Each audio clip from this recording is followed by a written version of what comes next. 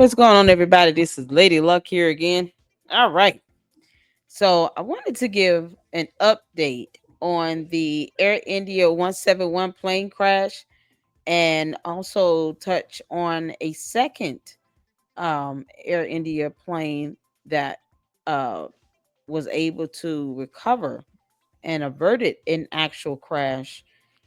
And we're going to go to the Hindustan Times for that reporting. And then I want to pull up a video from Captain Steve. He's a well known air pilot, has a fantastic YouTube channel, and gives, excellent breakdowns, of course, being an expert in the field as a pilot and just being well respected.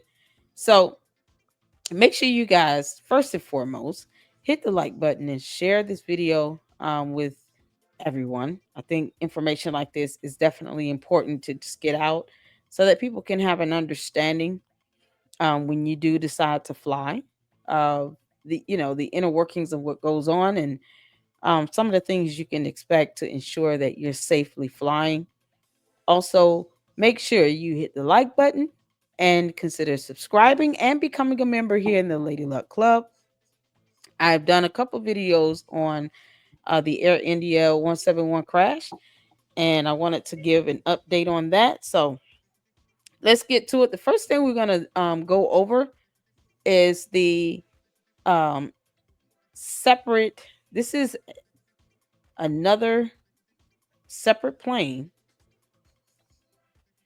that after 38 hours from the fatal AI 171 crash that occurred, it claimed 260 lives on June 12th. Another Air India flight, AI 187, bound for Vienna, faced a serious in flight warning.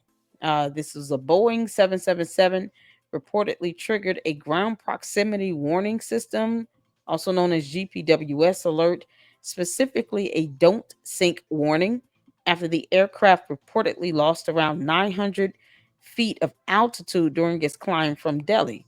The pilots, however, managed to stabilize the craft, continued the flight safely to Vienna. The Directorate General of Civil Aviation, DGCA, has launched an investigation into the incident. AI's head of safety has been summoned, and both pilots have been removed from flying duties. So, one of the things that's crucial in this is, being able to understand what may have caused the proximity warning to be triggered. And then, of course, being able to help improve the reporting systems and also try to figure out the root of the problem because of the Air India 171 crash. You know, a lot of people are naturally just going to be on high alert. And, the fear of flying is definitely going to start getting the attention of these airlines. You know, you got to be responsible in the care and maintenance of these planes so that people feel safe and comfortable to fly. So in this situation, they were able to stabilize the aircraft and make it safely to Vienna. But unfortunately, the AI 171 was not fortunate to recover in that crash. And the investigation is still ongoing. So I'm glad that they were able to recover it in this particular air flight. I'm hopeful that the investigation will at least help not only Boeing but the airline itself to just kind of improve um, the flights, the alerts, the monitoring systems, so that people can be more safe. I mean, we're living in an age where everything is pretty much reliant upon advanced technology here, and that's the last thing you want is something to go wrong with the technology that helps these pilots fly the plane and these new upgraded fancy uh aircrafts that are being designed based on this advanced technology has a flaw or kink in the system. It can cause a ripple effect in the other aircrafts as well. So these investigations are definitely needed, and it helps to uncover, any, fallacies or faults that might be able to help get repairs done to other planes and, spare the lives of anyone else and prevent crashes from happening on, these issues that could just be a matter of someone putting care and attention into, fixing um, some of these issues on the planes and actually addressing the maintenance that needs to be done, as opposed to just letting it linger thinking it's nothing wrong. So I am glad they're doing an investigation on this. And I mean, it's always going to be helpful to ensure that there are not other planes out there at risk of, you know, putting people's lives in danger. So I want to switch over to the video here from Captain Steve. Like I said, you guys make sure you go on his channel. I am subscribed there, and check him out. He is blessed with 712,000 supporters there, and he gives great breakdowns. So we're going to check out this video. This is for the Air India 171 plane that did crash, and cost the lives of 260 individuals. They did recover the black box, which would house the cockpit voice recorder and the flight data recorder, also known as CVR FDR. So let's check this out, and then I'll give some commentary after the video. The black boxes, that is both the CVR, the cockpit voice recorder, and what is called the DFR, both have been recovered. Working round the clock to analyze critical data retrieved from the black boxes of Air India flight AI-171. Began extracting data from the plane's black boxes on 24th June. Now, this black box does hold a significant piece, in fact, a lot many answers as to what led to the crash of flight AI-171. Why is it taking so long to get the information from the black boxes on Air India 171? Well, we're going to explore that question in this video, and we're going to come up with an answer. It's more nuanced than you think. Now, Air India 171 was the aircraft that crashed the 787 in Ahmedabad about 2 weeks ago, and they have retrieved the black boxes, and there's a misnomer there because they're not actually black, they're actually bright orange to make them easy to retrieve. But they've retrieved the black boxes, and there are three things that we think of as the black boxes. There are two flight data recorders, one in the nose of the airplane, one in the tail of the airplane. I always wonder why they call it black boxes when they are bright orange, but I also want to point out the sole survivor of the AI-171 crash, read a report on, what he's going through and the traumatic experience. Naturally, any human being would have a high level of PTSD from, being the sole survivor of a crash, where you have over 250 lives lost, is definitely going to induce what's considered to be survivor's guilt. And I read the article where he is struggling with that. So just keep him in your prayers and, understand. I hope the soul survivor understands that he's still on earth for a specific reason. And it's unfortunate what happened, and definitely just want him to be, able to be at peace and get the help he needs to be able to cope with the trauma, because this can definitely be overwhelming. So I'm sure he's getting not just the services to help recover physiologically, but also psychologically as well. So just prayers to the soul survivor, and then the families that lost their loved ones in this horrible crash. So let's get back to it. And then the cockpit voice recorder, which is a third device. The cockpit voice recorder records the last 2 hours of sound from the cockpit. It's not just the voices of the pilots, it's any sound. So you can retrieve things clicking and moving also, and it retrieves just 2 hours. Last year, the FAA in the United States passed a bill authorizing a 24-hour cockpit voice recorder. So all going forward, all U.S.-built aircraft are going to have to record for 24 hours. But right now, 2 hours is the standard. The other two black boxes record between 17 and 24 hours of data, and it's all sorts of data from the airplane. It's anything you can imagine. It's the engine parameters, it's the altitude, it's the airspeed, it's where what position switches are in, whether the flaps are up or down. Virtually anything you can think of is contained in those 88 different data points that the flight data recorder records. Now, many airlines and manufacturers are requiring more than 88 points. Those 88 points are mandated by ICAO, which is the International Civil Aviation Organization, as a minimum. So what's the difference between 17 hours and 24 hours of recording? Well, it's just how many data points you record. If you record more than the 88, you're going to get a little bit less time before it records over itself again. Generally speaking, if you get 150 data points, it might take the 17 hours rather than the 24 hours. So both of the black boxes of flight data recorders and the cockpit voice recorder have been retrieved from Air India 171. The forward one was retrieved the day after the crash, and the rear one was retrieved, I think, 3 or 4 days afterwards. Where are those black boxes today? They've been moved from Ahmedabad to Delhi, India. That's where they are today. Now, why is it taking so long? Well, let me explain a little bit about what the flight data recorder does and doesn't do, a little bit of the history behind it. It's actually fascinating. And then we'll delve into the interpretation process and how difficult it is actually to get the information out in a timely manner. And I think once we get done with this, you'll completely understand why it's taking so long and why it might take even longer. So the black box has an interesting history. It goes back all. I enjoy his breakdowns on this. He's always excited to give the breakdowns as well. But those black boxes does record a lot of data, and it takes, when you're talking about analyzing that data, that includes, trending analysis. It includes comparing it to other reports and data from the same type of aircrafts. And then, of course, you have to compare it against, the safety guidelines and rules and regulations from the manufacturer regarding the plane, regarding the parts, and also just, aviation laws.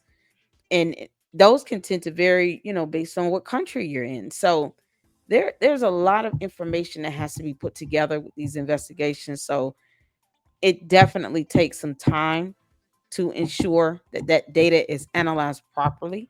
And that's exactly what you want. You want it done the right way.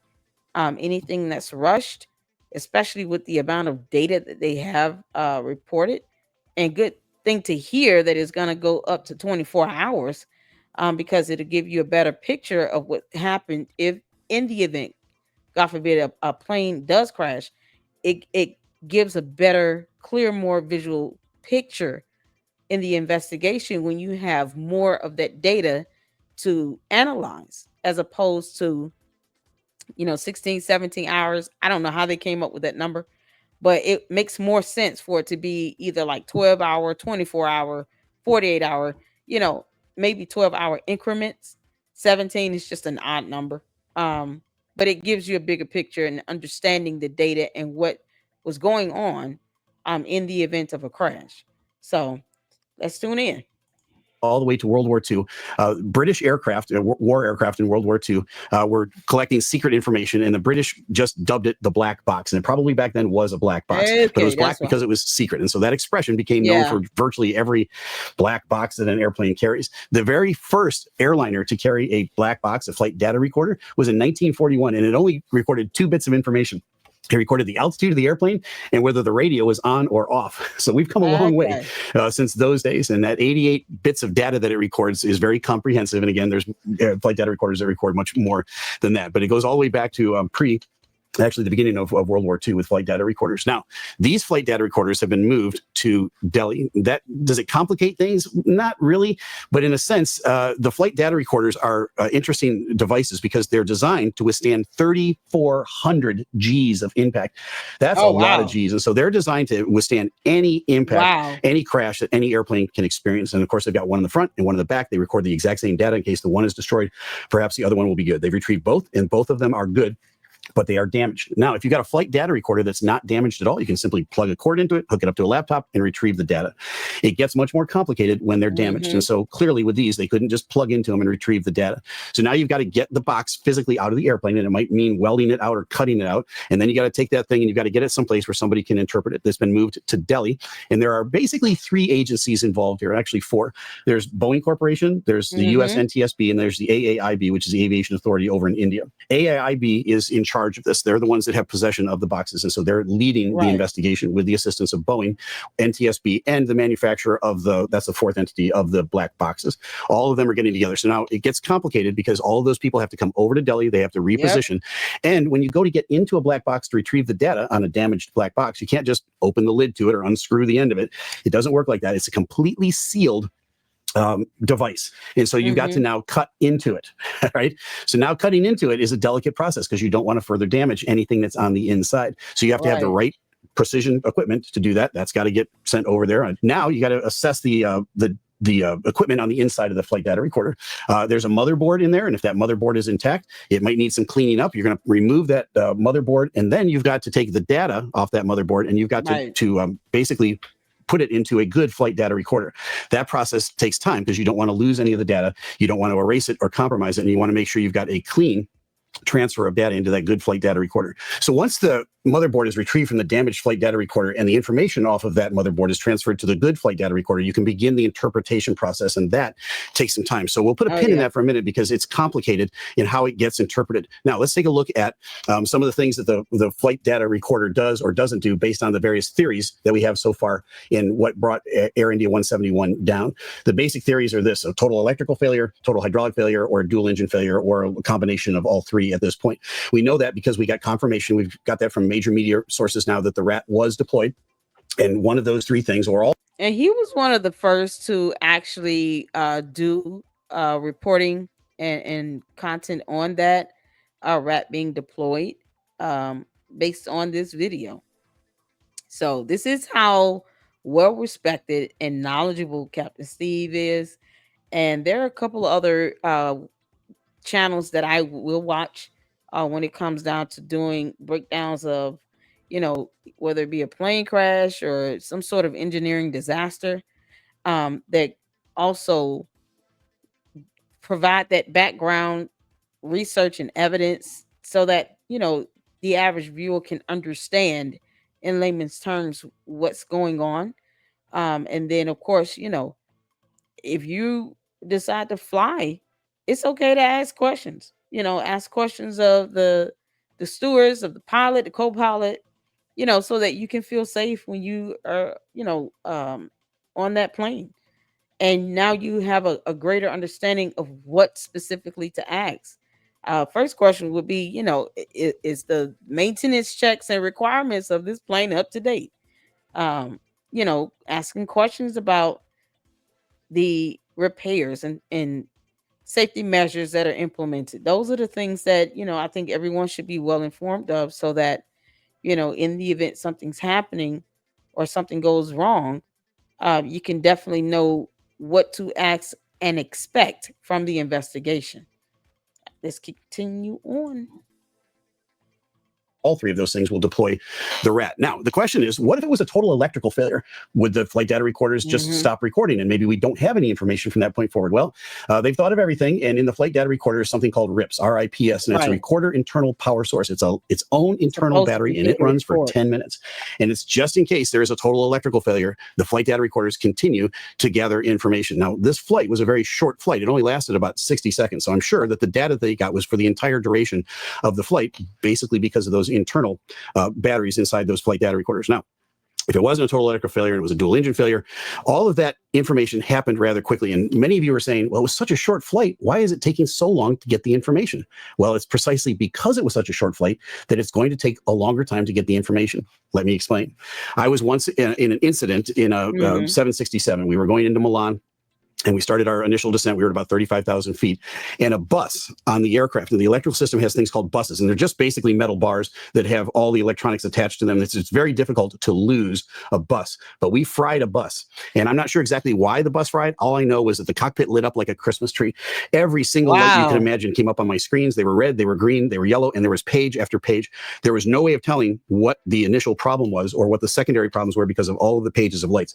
All I knew was the aircraft was very difficult to control because one of the lights was a yaw damper. You can feel that. An airliner Yeah. needs the yaw dampers to work, and it was a real bear to fly, but it was still flyable. We got it down on the ground safely. That's exactly what happened in this black box, except probably on steroids. So in a short, Wow. less than 60-second flight, something catastrophic happened, maybe several catastrophic things happened almost simultaneously, so that this airplane began to lose lift. In the cockpit, Wow. you would have seen every light come up on the screen probably instantaneously. That same dynamic is taking place in the flight data recorders. Yeah. All of this information almost simultaneously happens, and it's all recorded in the flight data recorder. Now, the flight data recorder is going to capture. Which very good, because I mean, it's analyzing all the data that's coming in. So if you're having multiple failures, it's going to bring in that data into the black boxes with multiple failures. It's just basically taking a snapshot of what's happening in real time with the plane itself. And it makes sense, considering if there's a shorter time frame, while it might take longer to get the information because you have less to actually analyze and trend against. So when you're analyzing the data, it's easier to see the trending on 17 hours worth of data versus 6 minutes worth of data. It's harder to get an understanding as to what led to the multiple failures with only 6 minutes of data.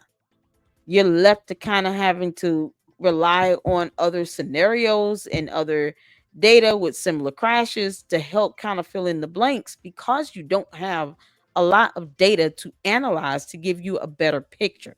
So it definitely, I'm in my personal life, I'm a financial analyst. So as an analyst, it makes sense to have the notion that it would take longer for 6 minutes of data to analyze that, because you have less to actually analyze and compare it against, you know, to get a bigger picture of the issues that occurred, as opposed to having 17 or 24 hours of data.